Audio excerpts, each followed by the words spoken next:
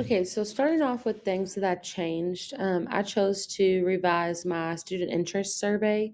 So over here on the left is my original student interest survey, and then over here on the right is my revised student interest survey. So one thing that I changed was adding cultural based questions, such as kind of what traditions or meals, music, and activities learners participate in to be able to discover more about their identities and kind of acknowledge the cultural diversity that's apparent in my classroom.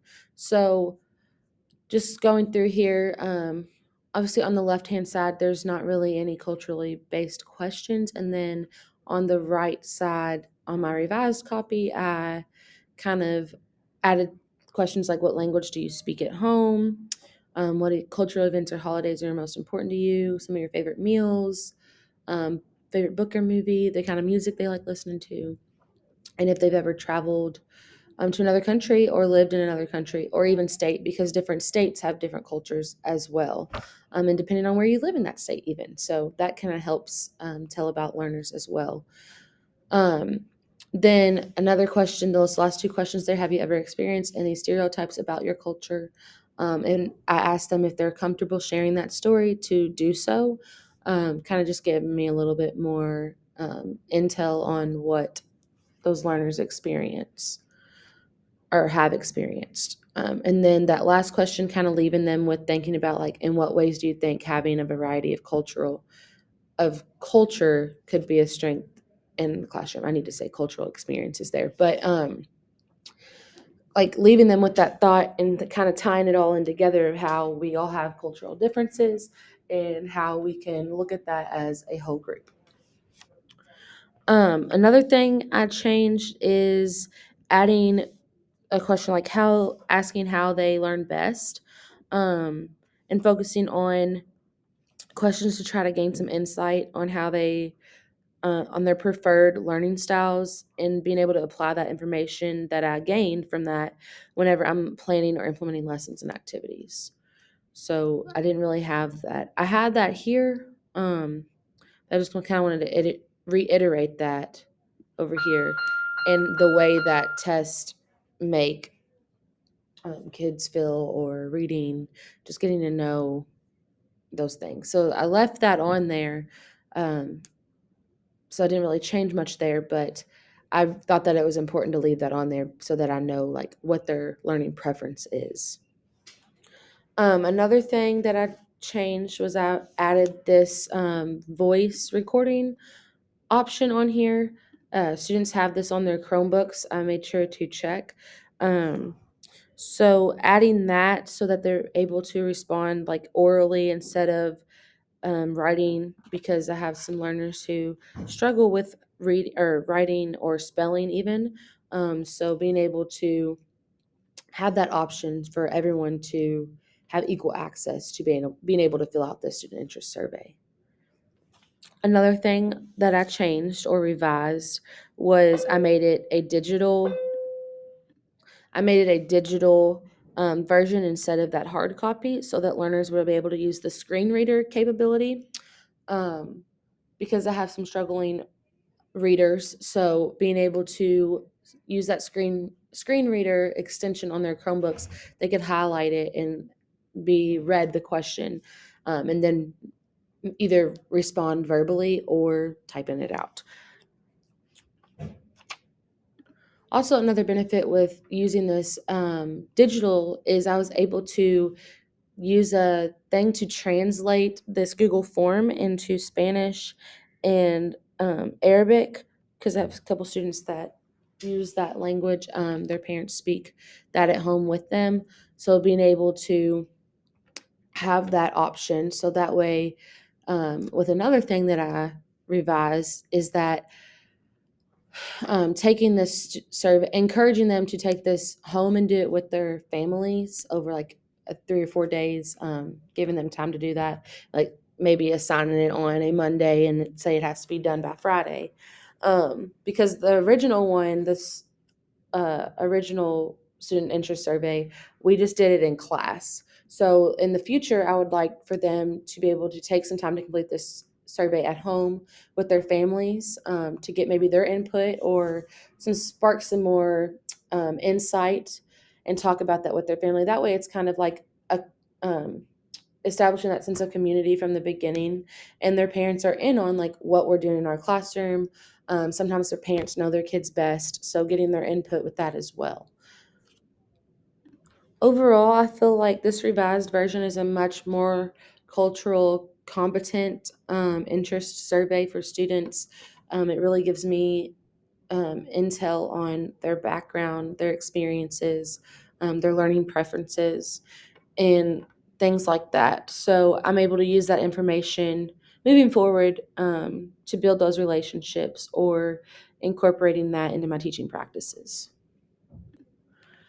Whenever I look back on this practice, or my practices in general, I would say that some of the strengths that I show or demonstrate is kind of my shallow approach to discussing learning styles, by putting that how you learn best, kind of in those student interest surveys, or taking that into consideration, and using that to personalize learning.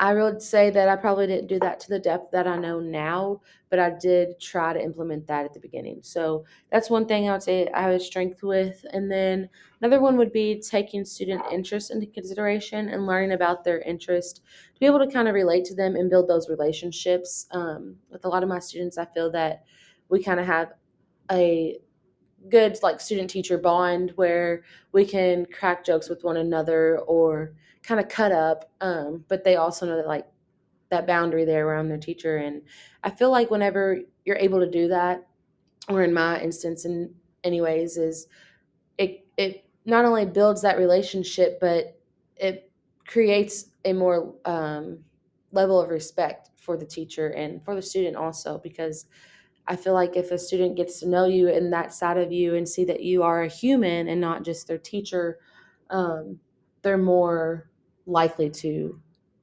respect you and create that level of understanding between one another.